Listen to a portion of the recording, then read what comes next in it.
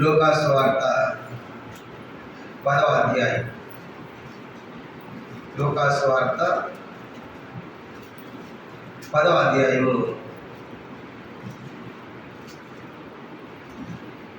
30వ వచనం నుండి 37వ వచనం వరకు ఈ భాగాన్ని మనం మార్చి చదువుకుంటాం.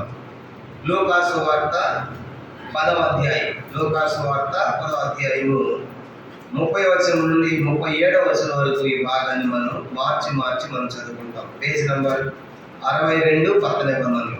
లూకా సువార్త 10వ అధ్యాయం 30వ వచనం ప్రారంభం. అందుకు యేసు ఇట్లనెను, ఒక మనుష్యుడు యెరూషలేము నుండి యెరికో పట్టణముకు దిగి వెళ్ళుచు దొంగల చేతిలో చిక్కెను. వారు అతని బట్టలు దోచుకొని అతను కొట్టి పరప్రాణముతో విడిచిపోయేది.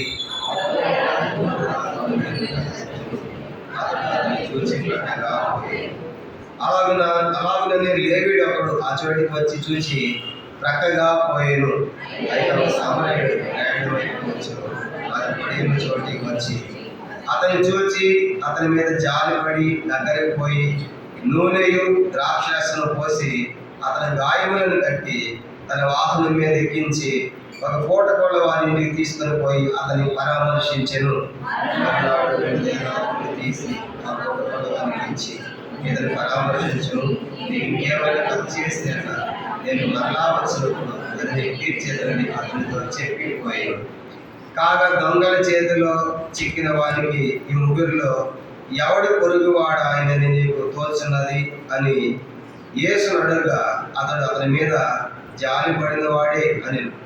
అందుకే యేసు నీవుని వెళ్ళి ఆగు చేయమని అతనితో చెప్పాడు. ప్రార్థన. నమ్మకిగా ప్రేమించిన మా ప్రియమైన తండ్రి, మీ స్తోత్రాలు ద్వారా పాటల ద్వారా మీ నామాన్ని కనపరుచుకున్నందుకై స్తోత్రములు. తిరిగి చదవబడిన ఈ భాగం లూకా సువార్త 10వ అధ్యాయం 30 నుంచి 37 వచనాలు దీవెనకరంగా చేయండి. దేవుడు ఆత్మగానికి ఆయన ఆరాధించేవారు ఆత్మతోను సత్యముతోను ఆరాధింపవాళ్ళు అని రాయబడిన రీతిగా ప్రభా అలాగే మా యొక్క ఆత్మప్రేరణ దేహములను సిద్ధపరచమని ప్రార్థిస్తున్నాం. రాగల పిలువడి వందనాలు. ఇంకా రావాల్సిన వారు మరి మార్గ మధ్యంలో ఎవరు ఏర్పాటు ఉందని నడిపించి మహిమ పొందండి. అలక్ష్యంలో వారిని సంధించి నిర్లక్ష్యంలో వారిని సంధించి దర్శించి సకలు తీసుకుందామని ప్రార్థిస్తున్నాం. ఆయన దాసు నీవు నిలబడుతుండగా మీరే మరుగుపరిచి ప్రభా నన్ను మరుగుపరిచి తండ్రి మీ ప్రజలమైన మాకు అందరికి కావాల్సిన నీ వాకులు దయచేయవలసిందిగా ప్రార్థిస్తూ మా దేవునికి నిండుగా తండ్రి మరి సమాజం మధ్య కృతజ్ఞతాస్తుతులు చెల్లించడానికి కూడా మమ్మల్ని సిద్ధపరచవలసిందిగా ప్రార్థిస్తూ మీకు అప్పగించుకుంటూ మీ సురక్త ప్రోక్షణ మరోసారి నాపై నిండారు కోరుకుంటూ యేసు ప్రభు వారి పరిశుద్ధమైన నామములో ప్రార్థించి స్తుతించి అద్వినముగా వేడుకొనుచున్నాము తండ్రి. ఆమేన్.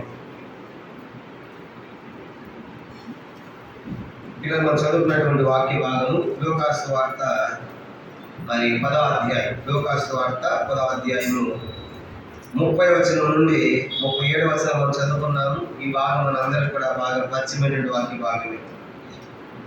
యేసు ప్రభువారు మరి పొరుగువాడు ఎవడని చెప్పడానికి ఒక చక్కని దృష్టాంతాన్ని చెప్పినట్టుగా మనం చూస్తాం. కనుక నా పొరుగువాడు ఎవడు అని చెప్పడానికి ప్రభు ప్రశ్నించినప్పుడు ఒక చక్కని ఉపమానాన్ని ప్రభు చెప్పాడు. ఒక మనుషుడు యెరూషలేము నుండి యెరికో పట్టణమునకు దిగి వెళ్ళుచున్నాడు. కనుక ఇది యెరూషలేము అనేది కొండ మీద ఉన్న పట్టణము, ఎత్తైన స్థలంలో ఉన్న పట్టణము. యెరూషలేము అంటే మహారాజు పట్టణము. యెరూషలేము అనగా దేవుని యొక్క మందిరం ఉన్న స్థలము. అట్లాంటి దాన్ని విడిచిపెట్టి దిగువన కింద ఉన్నటువంటి యెరికో పని ప్రాంతానికి అతడు దిగి వెళుచున్నాడు. అది డౌన్లో ఉంది, కింద ఉంది. యెరికో అంటే అర్థము సువాసన, కానీ వాస్తవానికి అది శపించబడిన పట్టణంగా చూస్తాం. కనుక అర్థమైతే సువాసనే, కానీ అది శపించబడిన పట్టణంగా మనకు రాయబడుతుంది. అయితే మరి ఈ ఒక మనుషుడు మరి ఎత్తైన స్థలం నుంచి మరి డౌన్లో ఉన్న కిందైన స్థలానికి వెళ్తున్నాడు. యెరూషలేమును విడిచి మరి ఒక విధంగా చెప్పాలంటే దేవుని మందిరాన్ని విడిచి మరి శపించబడిన స్థలానికి దిగి వెళుతున్నట్లుగా మనం చూస్తూ ఉన్నాం. అక్కడ వెళుతున్న సందర్భంలో అతడు దొంగల చేతిలో చిక్కాడు. మార్గ మధ్యంలో దొంగల చేతిలో చిక్కారు. దొంగలు అతని బట్టలు దోచుకున్నారు. ఇంకేమేముంది అవన్నీ దోచుకుని అతని పరప్రాణముతో మరి అతను కొట్టి విడిచి పారిపోయారు. అలాంటి నిస్సహాయ స్థితిలో ఈ యొక్క వ్యక్తి పడిపోయినప్పుడు ఆ త్రోవన మరి ముగ్గురు వ్యక్తులు వెళ్ళినట్లుగా మనం చదువుతున్నాము.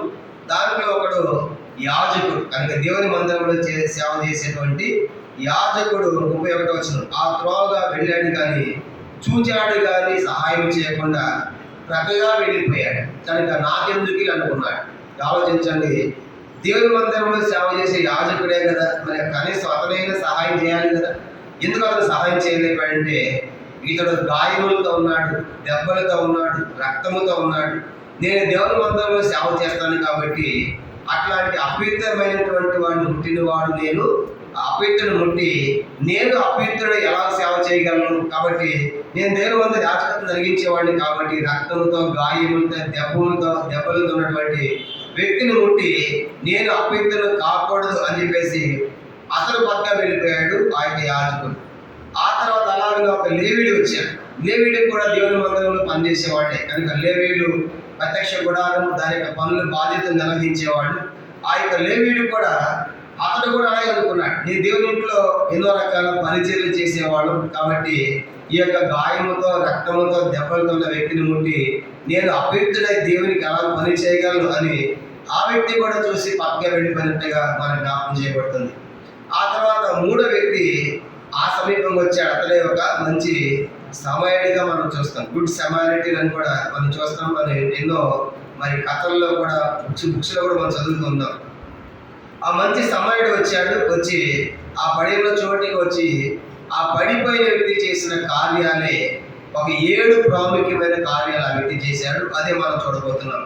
ఆ మంచి మరి సమరయుడే ప్రభు యేసుక్రీస్తు కనుక ఆయన ఆ పడిపోయిన నిస్సహాయ స్థితిలో, ఒక విధంగా చెప్పాలంటే దేవుని మందిరాన్ని విడిచి, ఎత్తైన స్థలాన్ని విడిచి, దైవ సహవాసాన్ని విడిచి, శపించబడిన పట్టణమైన ఎరుకోకి మరి ఆత్మీయ స్థితిలో దిగజారి వెళుతున్నటువంటి ఆ వ్యక్తికి దేవుడు చేసిన కార్యములు ఎంత గొప్ప. కనుక ఆ వ్యక్తిని యాజకుడి కానీ లేవీడి కానీ అతను సహాయం చేయలేకపోయారు. కనుక అనగా ధర్మశాస్త్రము మనకు సహాయం చేయలేకపోయింది. కనుక మనం గమనించాలి, ధర్మశాస్త్రము మన పాపాన్ని చూపించింది కానీ ధర్మశాస్త్రం మన పాపాన్ని తీసివేయలేదు. కనుక ధర్మశాస్త్రం ద్వారా మనం అంతా కూడా శిక్షకు పాత్రలమై ఉన్నాం. అందుకే ధర్మశాస్త్రం నెరవేర్చడం మన వల్ల కాదు. కాబట్టి యేసు ప్రభువారు వచ్చి మన పక్షంగానే ధర్మశాస్త్రాలకు లోబడి ధర్మశాస్త్రాన్ని కొట్టివేశాడు, ధర్మశాస్త్రాన్ని నెరవేర్చాడు. ఆ రీతిగా ఆయన మంచి సమరయుడిగా మనకు కనబడతాడు. కాబట్టి ఈనాడు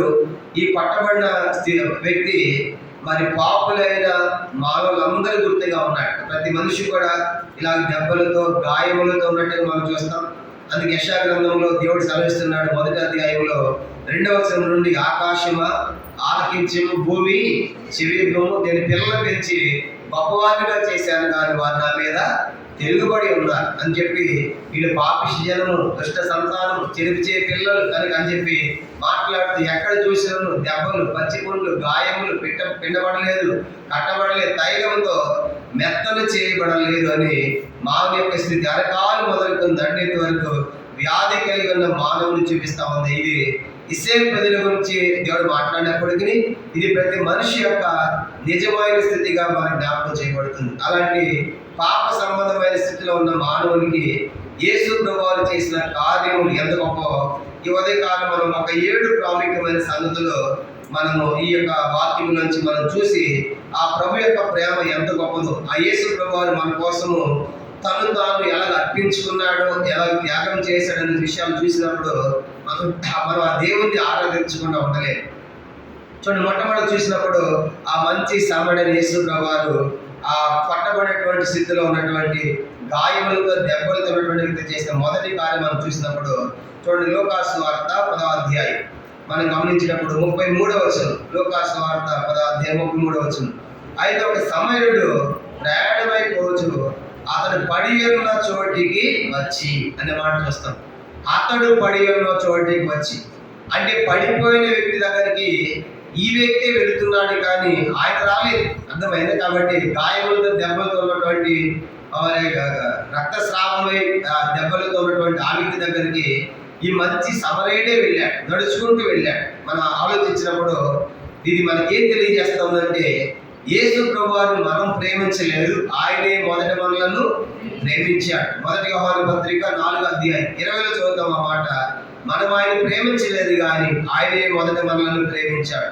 ప్రేమించడమే కాదు, ఆయన చేసినటువంటి కార్యం చూసినప్పుడు ఆయన నడిచి వెళుతున్నాడు. మొదటి విషయము, ఈ మంచి సమరయుడు పట్టబడినటువంటి వాని ఎందుకు, అపవిత్రమైన వాని ఎందుకు ఈ వ్యక్తి నడిచి వెళుతున్నాడు అనగా ఆయన తన పాదములను మన కొరకై మరి ఉపయోగించినట్టుగా మనం చూస్తాం. యేసు ప్రభువు మరి మన కొరకై తన పాదములు ఇచ్చాడు. ఆయన పాదములు ఎట్లాంటివి? ఆయన పాదములు అపరంజిని పోలినవని మనం చదువుతాం. ఆయన పాదములు నీళ్ల మీద నడిచి మనం చదువుతాం. కనుక మరి పేతురుతో అన్నాడు కదా, నీవేది నేను కూడా నడుస్తాను ప్రభు అన్నాడు. ఆయన పాదములు మరి నేల మీద నడిచినవిగా మనం చూస్తాం. కనుక ఆయన పాదములు అపరంజిని పోలిగా చూస్తాం. అట్లాంటి పాదములు యేసు ప్రభువు ఆయన పరలోకం నుండి భూలోకానికి మన కొరకే దిగి వచ్చారు. నడిచి వచ్చినట్టుగా దిగి వచ్చినట్లుగా తన స్థానాన్ని, తన స్థితిని, ఆయన తన ఔన్నత్యాన్ని వదిలిపెట్టి లోకంలో ఒక సామాన్యమైన వ్యక్తిగా దిగి రావడం మనం చూస్తాం. అలా వచ్చి ఆయన మన కోసం తన పాదములు అర్పించాడు. అందుకే ఆయన పాదములో ఏం కొట్టారంట? మేకులు, చీలలు కొట్టారు. కాబట్టి ఉదయకాలం ప్రభా నా యొక్క స్థితిని చూసి, నేను పడిపోయిన స్థితిని చూసి నా కొరకు నీ పాదములు ఇచ్చావు. నీవే నడుచుకుంటా నా నిజ స్థితిని చూచి, పడిపోయిన స్థితిని చూచి నాకు సమీపంగా, నాకు దగ్గరగా నువ్వు వచ్చినందుకై నీ స్తోత్రం. నా కొరకు నీ పాదములు అర్పించినందుకై నీ వందనములు అని చెప్పేసి మన దేవుణ్ణి ఆరాధించబద్దలేమన్నాం. ఇది మొదటి సంగతి. ఈ మంచి సమరయుడు నడుచుకుంటా ఆ వ్యక్తికి వెళ్ళాడంటే ఒక మంచి స్నేహితుడిలాగా ఆయన పాదములు ఆయన కొరకై మరి వాడినట్టుగా మనం చూస్తాం. ఇక రెండో సంగతి చూసినప్పుడు చూడండి, అక్కడే రాయబడింది మరి లోకాసు వార్త 10వ అధ్యాయము 34వ వచనం. రెండో సంగతి చూసినప్పుడు అతన్ని చూచి అనే మాట చూస్తాం. ఇప్పుడు రెండవదిగా పడిపోయి గాయములతో దెబ్బలతో ఉన్న వ్యక్తిని మంచి సమయుడు చూచాడంట. అనగా అతని కోసం తన కన్నులు కేటాయించాడు. కనుక అతని కోసం తన కన్నులు కనుక అతను చూచినవిగా మనం చూస్తాం. మిగతా వాళ్ళేమో చూచి చూడట్టుగా నాకెందుకు వెళ్ళిపోయారు, కానీ ఆయన చూచి దాటి వెళ్ళలేకపోతున్నాడు. కనుక ఆ గాయాలు చూసినప్పుడు, ఆ దెబ్బలు చూసినప్పుడు పరప్రాణంతో ఉన్నాడంటే అర్థం ఏంటి? కోమాలో కూడా వెళ్ళిపోయాడు. కనుక అలాంటి స్థితిలో ఉన్నాడు, ఇక ప్రాణాపాయ స్థితిలో ఉన్నాడు. అట్లాంటి స్థితిలో ఉన్నప్పుడు ఈ మంచి సమరయుడు అతను చూసిన తర్వాత ఆయన కన్నులు అతను దాటి వెళ్ళలేకపోయాయి. కనుక ఆయన కన్నులు మూసుకొని దాటి వెళ్ళలేకపోయాడు. యేసు ప్రభువారు మనం చూసినప్పుడు 10వ నిబంధనలు, లోకాసు వార్తలు ఎన్నో సందర్భాల్లో కొంతమంది ఆయన దాటిపోలేడు. కనుక ఒక గుడ్డివాడికి ఏకేస్తాడు. కనుక అనేక మార్గంలో వెళుతున్నారు. కనుక గుడ్డివాడు ఆ చప్పుడు విని ఏంటి అనగానే యేసు ప్రభువారు దారి వెళుతున్నాడు అన్నప్పుడు ఆ గుడ్డివాడికి ఏకేస్తాడు. ఎవరికి ఏకేస్తాడు? దావీదు కుమారుడు నన్ను కరుణించమన్నప్పుడు అక్కడ రాయబడింది. ఇంకో మాట అంటాడు, నన్ను దాటిపోవద్దు అన్నప్పుడు యేసు ప్రభువారి నుంచి రాయబడిన మాట ఏంటంటే ఆయన ఆ స్థితిని చూసిన తర్వాత నిలిచిపోయాడు. మార్కు సువార్త 10వ అధ్యాయం చూడండి. మన స్థితి చూసినప్పుడు ఆయన మన కోసము, ఆయన కన్నులు మనం చూసిన తర్వాత మన కోసము నిలిచిపోయాడు. మార్కు సువార్త 10వ అధ్యాయం. మార్కు సువార్త 10వ అధ్యాయం మనం గమనించినప్పుడు 47తో చదువుతున్నాను. మార్కు సువార్త 10వ అధ్యాయము చూడండి 46 నుంచి. వాళ్ళు ఎరుకో పట్టణం వచ్చి ఆయన తన శిష్యులతోనూ బహుజన సమూహంతోనూ ఎరుకో నుండి బయలుదేరి వచ్చుండగా తీమాయి కుమారుడు భర్తిమైన గుడ్డి భిక్షకుడు త్రోవ పక్కన కూర్చుండు. ఈయన నజరుడైన యేసు అని వాడు విని, దావీదు కుమారుడా యేసు తను కడుపుకొని కేకలు వేయ మొదలుపెట్టాను. ఓరకొండ మరి అనేకులు వారిని గద్దించడు, కానీ వాడు దావీదు కుమారుడా నన్ను కరుణించమని మరి ఎక్కువగా కేకలు వేశాను. తర్వాత చూడండి 49వ వచనం అందరూ చదువు. అప్పుడు యేసు నిలిచి అని చూస్తాం. కానీ ఎవరు నిలబడిపోయింది? సృష్టికర్త అయిన దేవుడు, ఆకాశం భూమిని కలిగేసిన వాడు ఒక గుడ్డివాడు కేక వేస్తే తన స్థితిని చూసి ఆయన దాటిపోలేకపోతున్నాడు, నిలబడిపోయాడు. పిలిపించాడు నీకేం కావాలన్నప్పుడు. కనుక అతనికి వాడి ప్రభువారు మన దృష్టి ఇచ్చినట్లుగా, కన్నులు ఇచ్చినట్లుగా మనం చూస్తాం. కాబట్టి ఇక్కడ కూడా మనం చూసినప్పుడు అతని స్థితిని చూసినప్పుడు ఆయన దాటి వెళ్ళలేకపోతున్నాడు. కానీ అందుకే లోకాసు వార్త 18వ అధ్యాయంలో వేరే సందర్భం ఉంది. లోకాసు వార్త 18వ అధ్యాయంలో ఇక్కడ ఏమని రాయబడింది? లోకాసు వార్త 18వ అధ్యాయం మనం గమనించామంటే చూడండి 36వ వచనం. లోకాసు వార్త 18వ అధ్యాయము 35-36 వచనాలు. ఆయన ఎరుక పట్టణం సమీపించినప్పుడు ఒక గుడ్డివాడు త్రోపక్కన కూర్చుని భిక్షం పడుకొనిచున్నాను. జన సమూహము దాటిపోవచ్చున్నట్టు వాడు చప్పుడు విని ఇది ఏమని అడుగుగా వారు నజరైన యేసు మార్గమున వచ్చుచున్నాడని వారితో చెప్పారు. అప్పుడు వాడు యేసు దావీదు కుమారుడు నన్ను ఖండించమని కేకలు వేయగా. మనం గమనించామంటే యేసు ప్రభువారు మన స్థితిని చూసినప్పుడు ఆయన దాటిపోలేదు. కాబట్టి అందుకే ఆయన రెండవదిగా ఆయన కన్నులు ఎట్లాంటి అంటే మన కోసం తన కన్నులు ఇచ్చాడు. అందుకే ఆయన కన్నులు ఎట్లాంటి కన్నులు? ఆయన కన్నులు మనం చూసినప్పుడు గోవ కన్నుల వల్లే ఉన్నాయని పరమగీతం చదువుతాము. ఆయన కన్నులు మన కోసం కన్నీరు కార్చిన కన్నులు. లూకాసు సువార్త, యోహాను సువార్త 10వ అధ్యాయం 35వ వచనం చూసినప్పుడు యేసు కన్నీరు విడిచారు అని మనం చదువుతాం. కనుక ఆయన కన్నులు మన కోసం కన్నీరు కార్చాడు. హెబ్రీ పత్రిక 5వ అధ్యాయం 7వ వచనంలో చెప్పబడింది. కనుక ఆయన శరీరధారి ఉన్న దినాల్లో మహారోదనముతోను కన్నీళ్లతోను దేవునికి ఉపవాసములు, ప్రార్థన, యాత్రలు చేసి తను అర్పించుకున్నందున ఆయన అంగీకరించబడి యేసు వారి కన్నులు మన కోసం కన్నీరు కార్చిన కన్నులు. అటు ఉదయకాలము ఆ ప్రభు ఎందుకు ఆరాధించాలంటే, ప్రభు నా కోసము నీ పాదములో చేళ్ళు కొట్టించుకున్నావు, నా కొరకు నీ కన్నులను ఇచ్చావు, నా కోసం కన్నీరు కార్చావు, నా స్థితిని చూసి నన్ను దాటిపోలేదు, నన్ను కరుణించావు అని చెప్పేసి మనం దేవుణ్ణి ఆరాధించాలి. ఇది రెండవ ప్రాముఖ్యమైన సంగతి. మూడో చూద్దాము. లూకాసు వార్త 10వ అధ్యాయం చూడండి. ఆ యొక్క పట్టబడినటువంటి వాళ్ళ విషయంలో చేసిన మూడో కార్యం మనం చూసినప్పుడు లూకాసు వార్త 10వ అధ్యాయము 34వ వచనం. లూకాసు వార్త 10వ అధ్యాయము 34వ వచనం మనం చూస్తాము. చూడండి, అతని మీద జాలి పడి అని చూస్తాం. కానీ మూడో మాట చూసినప్పుడు మూడో సంగతి, ఆ పట్టబడిన వ్యక్తిని చూసినప్పుడు అతనికి ఏం కలిగిందంట? జాలి. అంటే ఆయన హృదయం ద్రవించిపోయింది, ఆయన హృదయం కరిగిపోయింది. కాబట్టి ఆయన హృదయం ఎట్లాంటి హృదయం కనుక అందుకే ఆయన మన కోసం తన హృదయాన్ని ఇచ్చాడు. అందుకే మనం ప్రేమించి మన కోసము ఆ శిలువలో వేలాడుతూ ఉన్నప్పుడు మరి కుడివైపున ఒకడు, ఎడమవైపున ఒక ఇద్దరు దొంగలు వేలాడదీయబడ్డారు. వాళ్ళు ఇద్దరు చనిపోయారు. సిలువేసిన తర్వాత వాళ్ళిద్దరు కాళ్ళు తెగొట్టారు. కనుక చనిపోలేదు కాబట్టి వాళ్ళిద్దరి కాళ్ళు తెగొట్టారు, రక్తమంతా కాదు, వాళ్ళు చనిపోయారు. కానీ ప్రభు గారికి వచ్చే సమయానికి ఆల్రెడీ ఆయన చనిపోయి ఉన్నాడు. ఆయన ప్రక్కలో బల్యంతో పొడిచారు. కనుక ఆయన హృదయము పొడవబడింది, ఆయన హృదయం గాయపరచబడింది. కారణం ఏంటంటే మనల్ని ప్రేమించి ప్రభు మన కోసం ఆయన తన హృదయాన్ని ఇచ్చాడు. తన హృదయము తన ప్రక్కలో బల్యంతో పొడవబడింది. కాబట్టి ఆ ప్రేమకు మనం ఏం చెల్లించగలం? ప్రభు నన్ను చూసి నా మీద జాలి పడతావు కనుక నా కొరకై ఆ యొక్క బల్యపు పోటును పొడిపించుకున్నావు, దాని కొరకై నీ స్తోత్రం అని మనం దేవుని ఆరాధించాలి. మంచి సమరేడిగా ఆయన తన పాదములతో నడుచుకుంటా ఆయనే మనకు సమీపముగా మనకు దగ్గరగా వచ్చాడు, మనం ప్రేమించాడు. రెండవదిగా తన కన్నులతో మన స్థితిని చూసి దాటిపోకుండా తన కన్నులతో మనం చూసి మన స్థితిని చూసి గర్ణించాడు. మూడవదిగా మన స్థితిని చూసి ఆయన జాలి పట్టమంటే ఆయన హృదయము కరిగిపోయింది, ఆయన హృదయం ద్రవించిపోయింది. దాని కొరకు ఆయన మన కోసం తన హృదయాన్ని ఇచ్చాడు. అందుకే ఆయన హృదయము పొడవబడిందిగా మనం చూస్తాము. ఇది మూడవ ప్రాముఖ్యమైన సంగతి. నాలుగవ చూడండి, ఇంకేం చేశాడంట? మంచి సమయుడిగా దగ్గరకు వచ్చాయన ఆయన దగ్గరకు పోయి అన్నప్పుడు చాలా సమీపముగా ఆయన రాలేని స్థితిలో ఉన్నప్పుడు ఇతడే దగ్గరికి పోయాడు, ఇతడే సమీపముగా యేసు ప్రభువారి సమీపముగా వచ్చాడు. కనుక మనం చూసినప్పుడు మనం కూడా దేవుడికి ఒకప్పుడు ఎట్లాంటి వాళ్ళమంటే ఎఫెసీ పత్రిక 2వ అధ్యాయం 13లో చెప్పబడింది, ఒకప్పుడు మీరు క్రీస్తుకు దూరస్తులై ఉంటుంది అని మనం రాయబడి, ఇప్పుడు క్రీస్తు యొక్క రక్తం వల్ల మనలను సమీపస్తులుగా చేశారు. కాబట్టి దూరస్తులమైన మనలను సమీపస్తులుగా చేయడానికి యేసు ప్రభువారు తన రక్తాన్ని కార్చారు. అందుకే ప్రేమించి మన కోసం రక్తం ఇచ్చాడు. ఆయన రక్తము మన సమీపస్తులుగా చేయడమే కాకుండా మన నీతిమంతులుగా చేసింది. ఆయన సమీపముగా దగ్గరకు వచ్చి ఆయన చేసిన పని ఏంటంటే చూడండి, నూనె పోసి రాయబడి లూకాసు 10:34 అతను చూచి అతని మీద జాలిపడి దగ్గరికి పోయి నూనెయు ద్రాక్షరసము అతని గాయములు కట్టెని మనం చూస్తాం. కాబట్టి గాయములు కట్టడం అంటే ఇదేం తెలియజేస్తా ఉందంటే అతనికి సేవ చేయటం. చెప్పలేదంట, గాయపడే వ్యక్తి ఏం చేస్తాడు? ఆ వ్యక్తి సేవ చేయటం. కనుక గాయములు కట్టడం, కనుక రక్తం కారుతూ ఉంటే గాయములు ఉన్నప్పుడు ఆ గాయములు కడుతాడు. నూనె ద్రాక్షరసం పోసి గాయములు కట్టడం, ఇది ఎంతో గొప్ప సేవ కదా.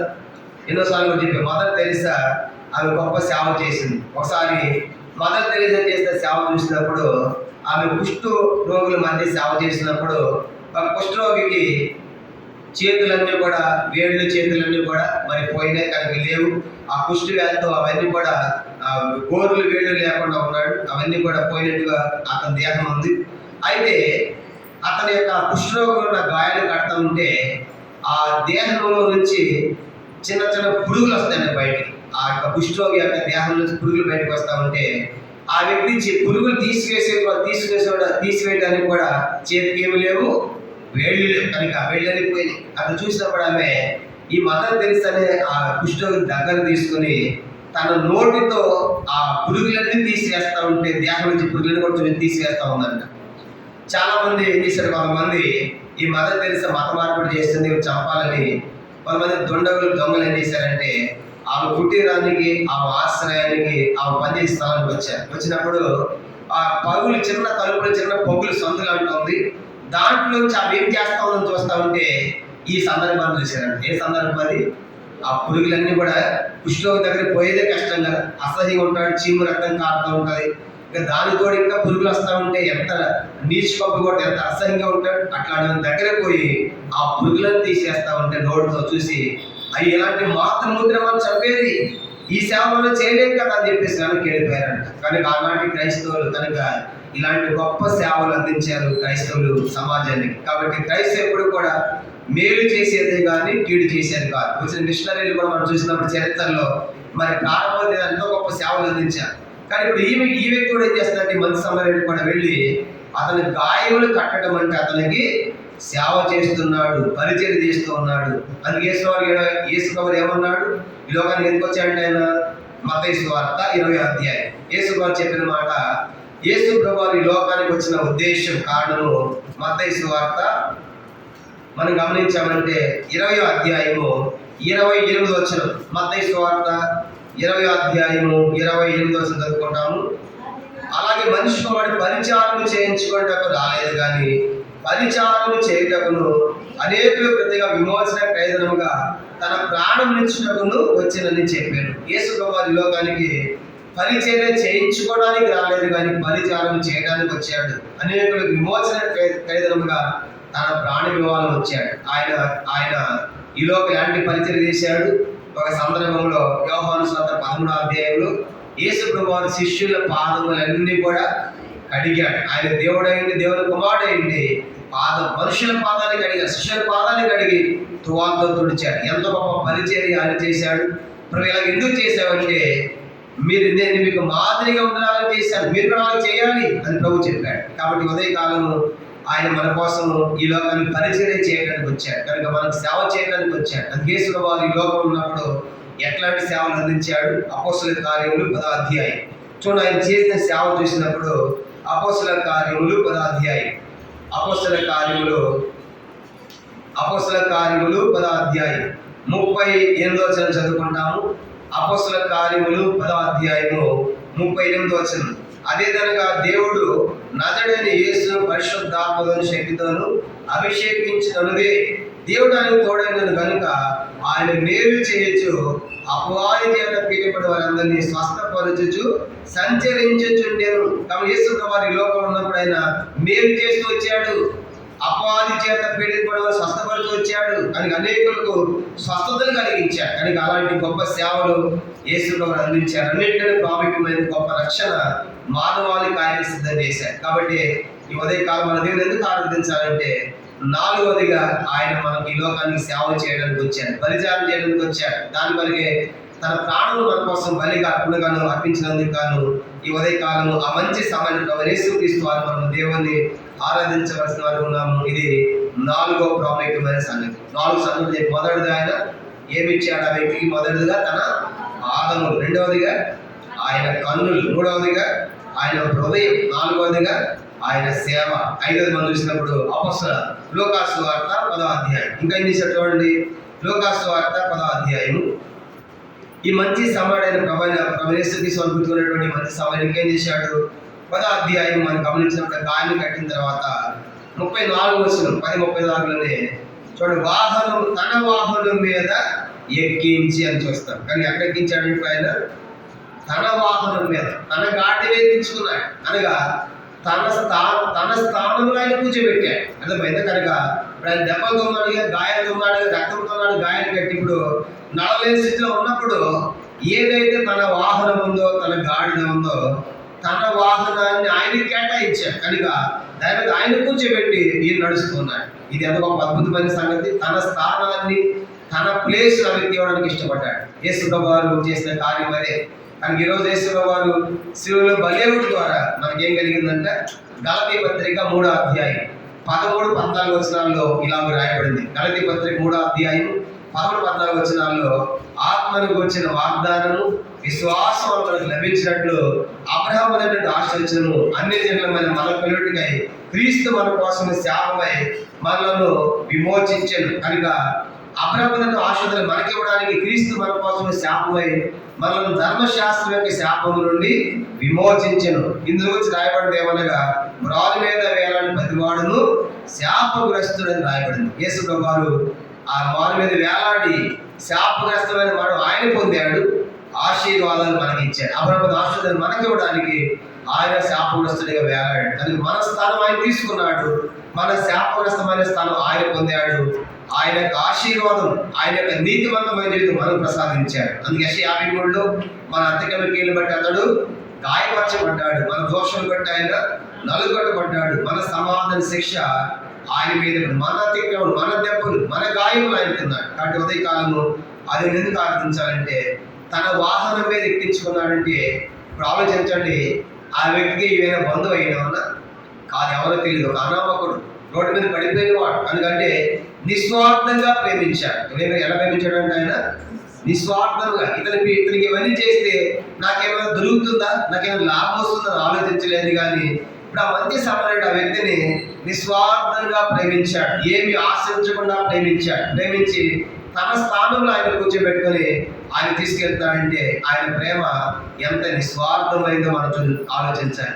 మనమైతే ఏదన్నా ఆశించి ప్రేమిస్తాం, ఎవరిని ఇస్తారేమో అని ఆశించి ప్రేమిస్తాం. కానీ యేసుప్రభువు వారు మన ఎంత ఏముందని ప్రేమించాడు, మనం ఆయనకి ఏమి ఇవ్వగలము, కనుక ఆయనకి ఏమి సమర్పించగలము, సమస్తం ఆయనవే కదా. కాబట్టి మనలో ఆయన ఏది ఆశించి ప్రేమించలేదు, కానీ నిస్వార్థమైన ప్రేమతో నువ్వు నాకు కావాలని నిస్వార్థమైన ప్రేమతో, కలవరి ప్రేమతో ఆయన ప్రేమించి మన కోసం అర్పించుకున్నాడు. అందుకే ఈ ఉదయ కాలము ఆయన నిస్వార్థమైన ప్రేమను పడి మనం దేవుని ఆరాధించాలి. అది మాత్రమే కాదు, ఈ మంచి సమరయుడు తన వాహనం మీద ఎక్కించినట్లుగా కూర్చోబెట్టినట్టు యేసుప్రభువు వారు మనల్ని ఎక్కడ కూర్చోబెట్టాడంటే ఆయన ఎఫెసీ పత్రిక 2వ అధ్యాయం. చూడండి, ఈరోజు విశ్వాసమైన మనకు ప్రభు ఇచ్చిన స్థానం ఎఫెసీ పత్రిక 2వ అధ్యాయము. ఎఫెసీ పత్రిక 2వ అధ్యాయం మనం గమనించినప్పుడు, మరి ఎఫెసీ పత్రిక 2వ అధ్యాయము 7వ వచనం, ఎఫెసీ పత్రిక 2:7, క్రీస్తు యేసునందు మనలను ఆయనతో కూడా లేపి పరలోకమందు ఆయనతో కూడా కూర్చుండబెట్టెను. పడిపోయిన మనల్ని లేపి ఆయనతో కూర్చుండబెట్టాడు. ఎందుకో బాధికత, ఆయనతో కూర్చుండబెట్టాను.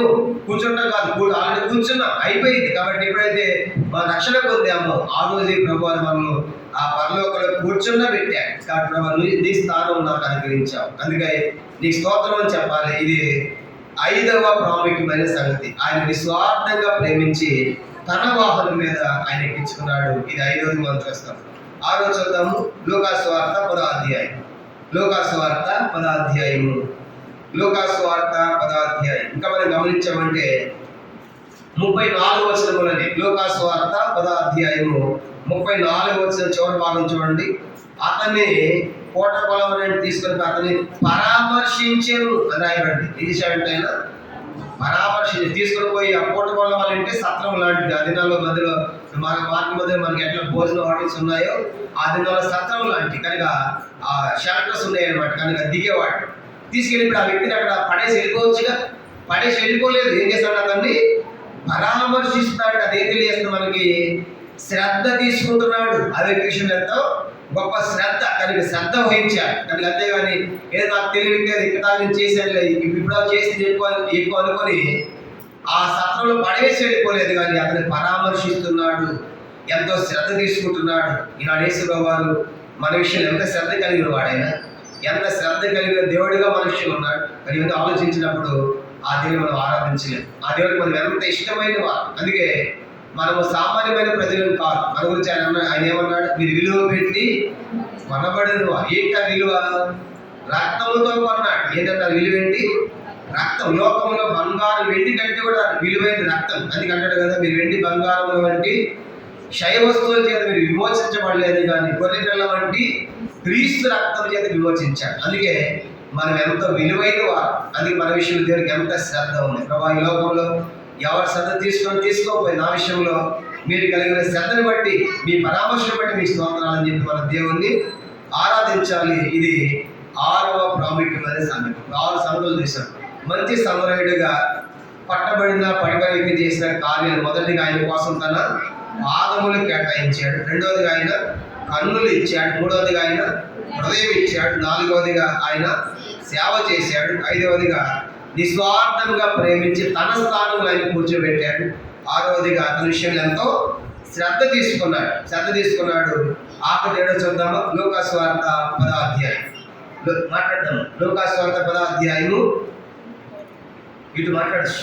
లూకాసు వార్త 10వ అధ్యాయం చూడు. ఆఖరి చేశాడు అతడు. మళ్ళీ చెప్పే మాట ఏంటంటే 35వ వచనం. లూకా 10:35 చదువుదామా? 10:35.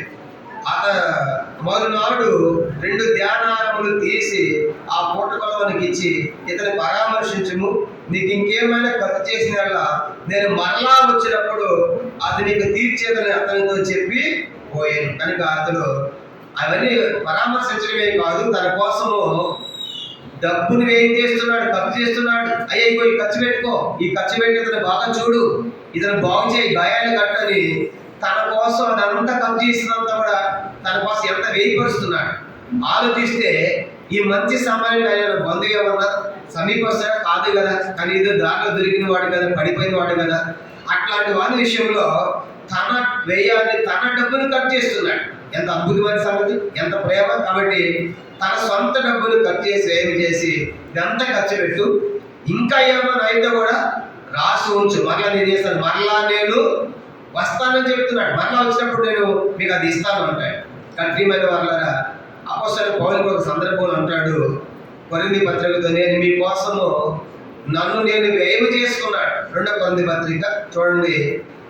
తనకున్నదంతా ఆ కొరింథీ సంఘస్థుల విషయం అంటాడు, మీకోసం నన్ను నేనే వేయపరుచుకున్నాను, ఖర్చు చేసుకున్నాను. వేయపరచుకోవడం అంటే ఖర్చు చేసుకోవడం. కనుక 2వ కొరింథీ పత్రిక 12వ అధ్యాయం, 2వ కొరింథీ పత్రిక 12వ అధ్యాయము 15వ వచనం. 2వ కొరింథీ పత్రిక 12:15 చదవండి.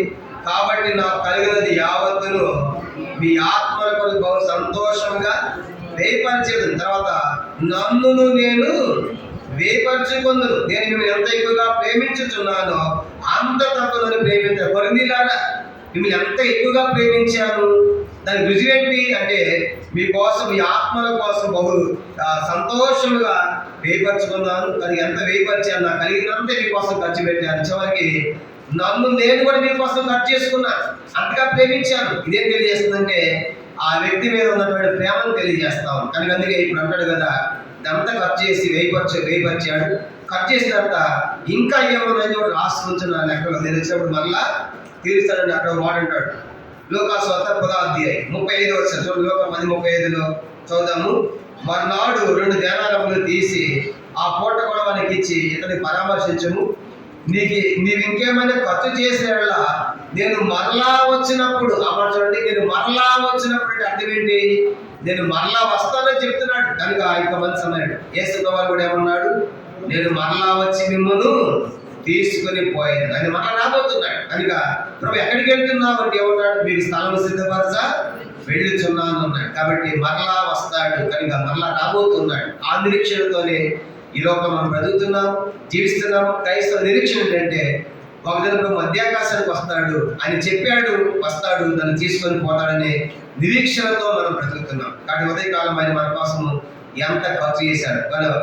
పౌలే నన్నే వేయపరచుకుంటాడు. యేసులో వారు మన కోసము తన దేహం అంతా మన కోసం ఖర్చు చేశాడు, వేయపరచుకున్నాడు. కాబట్టి ఆయన మనం ఏమిచ్చినప్పుడు కూడా ఆయనకు రుణము తీర్చలేము. ఆ రుణము ఎన్నడూ తీరక ఉండవలసింది. కాబట్టి ఇవన్నీ తలపోసుకుని మంచి సమరయుడిగా, ప్రభావం నా విషయంలో నీ పాదములు ఇచ్చావు, నీ కన్నులు ఇచ్చావు, నీ హృదయం ఇచ్చావు, నువ్వు నా కోసం సేవ చేశావు, అంత మాత్రమే కాదు నిస్వార్థంగా ప్రేమించి నీ స్థానాన్ని ఇచ్చావు, నా విషయంలో శ్రద్ధ వహించావయ్యా, అంత మాత్రమే కాదు నా కోసం ఎంతో నిన్ను నీవే ఖర్చు చేసుకున్నావు, చివరికి నా కోసం మరలా వస్తానని చెప్పావు, నన్ను తీసుకొని పోతావు. అందుకని నీ స్తోత్రాలని ఈ ఉదయకాలం మన దేవుని ఎలుగెత్తి ఆత్మగా సత్యముతో మన దేవుణ్ణి ఆరాధించదుముగాక. ప్రభు తన వాక్యాన్ని ఆశీర్వదించనుగాక. మనం లేచి నిలబడి ఒక పాట మనం పాడుతుంటాము. ఆ సమయంలో సండే స్కూల్ పిల్లలు పైకి వారి క్లాస్ పెడతారు. అందరూ లేచి నిలబడి పాట సంఖ్య 155 కొత్త ప్రజల్లో, పాత వాటిలో 153.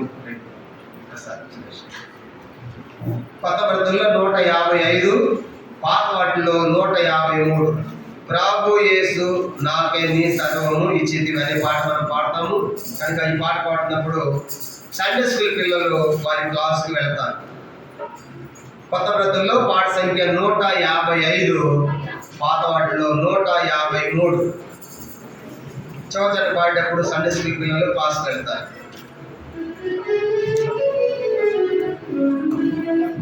ప్రభు యేసు నాకై నీ సర్వము ఇచ్చితివి, ప్రభు యేసు నాకై నీ సర్వము ఇచ్చితివి, ప్రేమతో బండి అర్పించుకొంటివి నాకై,